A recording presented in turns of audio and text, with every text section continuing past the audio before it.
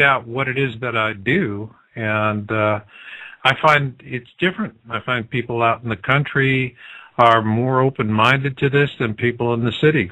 I think that's just a part of, we live in a just-in-time economy. You know, everybody, if you need it, just go to Kmart and look for the flashing blue light. It goes that way. Richard, what are you seeing with bunkers? What? No, I haven't heard. You seeing anybody doing anything, planning, setting aside of supplies or anything? No, not as far as bunkers. Now, I have read in the local paper that the sales of emergency power units have taken off.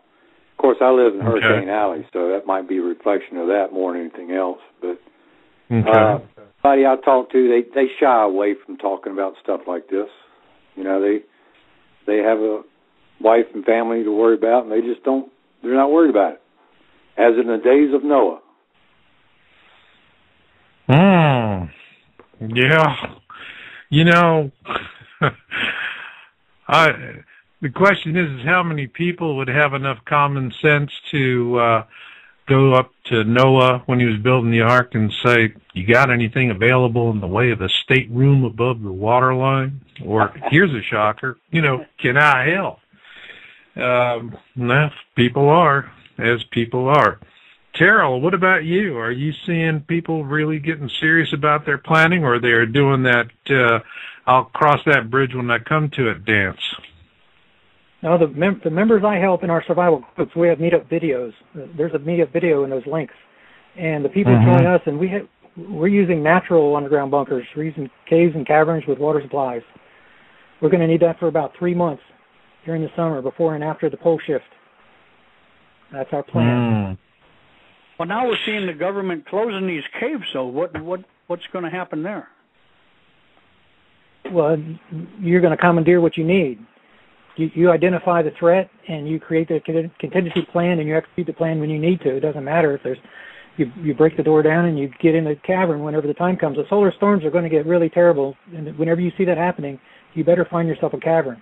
And it's not going to be good enough to dig a hole behind your house. It's not going to be good enough. You're not going to have enough air to be able to survive. We're talking about an extended event. This is E.L.E. event. Yeah, I agree with Terral. You're going to have to really prepare. Yeah, the radiation is, when we were writing Planet X forecasts and 2012 survival guide, we really focused real heavily on that. Jaco van der Warp was as a Dutch physicist, his specialty was in radiation and dealing with how it affects the body. That was his specialty, worked in hospitals, and he was, the whole thing was, you got to get as much earth, steel, whatever mass as you can above your head. I mean, in general, if you have about 8 feet of dirt over your head, that's where you start to get your protection. In your case, Terral, you know, how deep are you digging? If you can't find a cave. I work with several groups, and our cavern is 40 miles deep. That's been discovered so far. I mean, that's how far it's been explored, but it's very big. And we don't need 40 miles deep, but we need the air. We need the air and the water resources that are underground. Yeah, air is really important. And resources. You know, years ago, I had a gentleman on Cut to the Chase, and gosh, I think this was back in 2004 or 2005, had up in Idaho the largest remaining hard rock silver mine for lead and silver.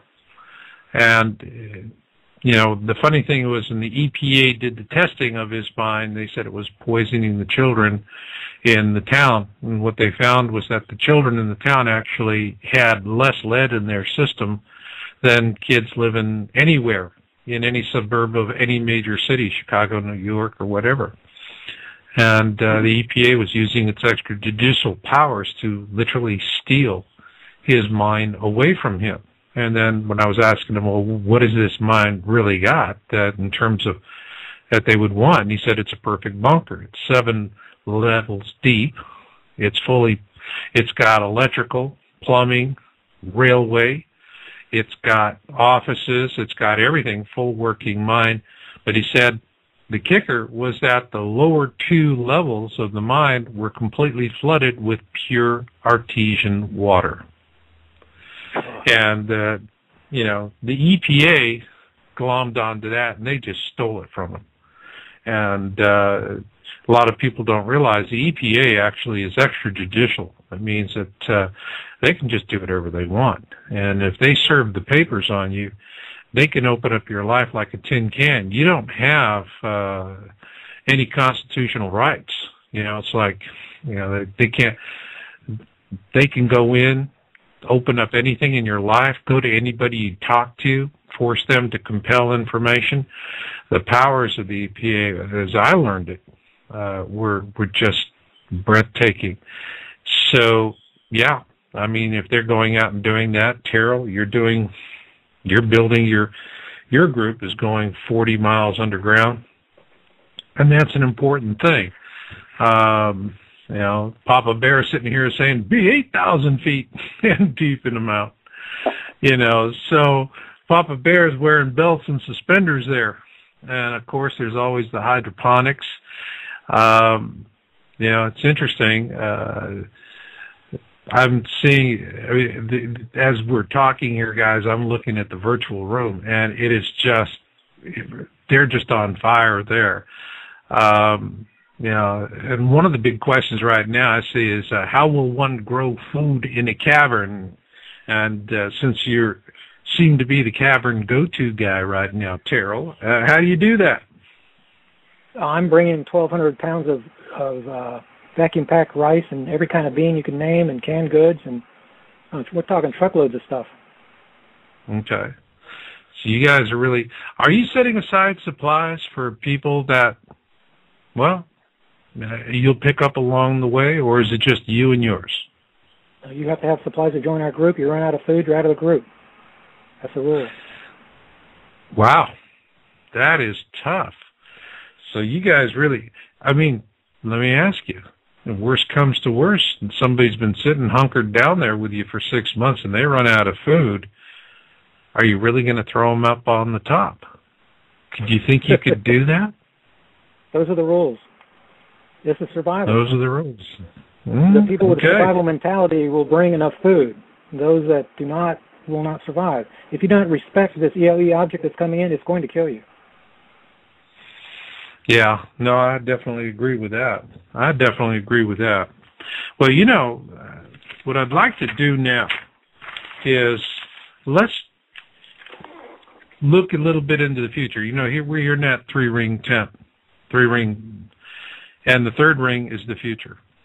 And let's look at it month by month as to what you think or what you're looking for to see coming our way. And let's start in June. Let's start with Richard. What do you think is going to happen in June, Richard? I think we're going to start seeing things pick up. Even though I'm a proponent of it just being a comet, there's some unique things about Elenin that just don't add up, or that are unique enough to pique my curiosity. One of them is the fact that it's really kind of rare for a comet to come through on the ecliptic like it is. There have been others, but they're rare. And it's coming through the ecliptic, and it's threading the needle right through the asteroid belt. And the fact that it might be bigger than what we think it is. But I think things are going to pick up. If Comet Elenin is not a comet, we're going to start seeing major changes, Earth changes. Okay, like what? Give us some examples.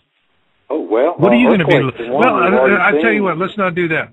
Let me just say, you're expecting more activity, an increase in Earth changes and catastrophic Earth changes in June. Yes, if it's something other than a comet.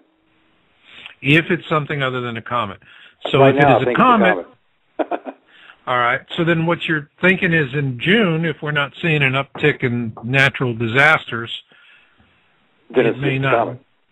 Then it's just a comet. All right, well, okay, that's good. We got that. Ed, what do you think? What's up for you in June? Well, I can say that New Zealand had a nice big tornado today, and they don't have tornadoes down there. Okay. So we are seeing anomalies all over this planet. I'm wondering if by June, if NASA will finally decide to take a picture of the comet.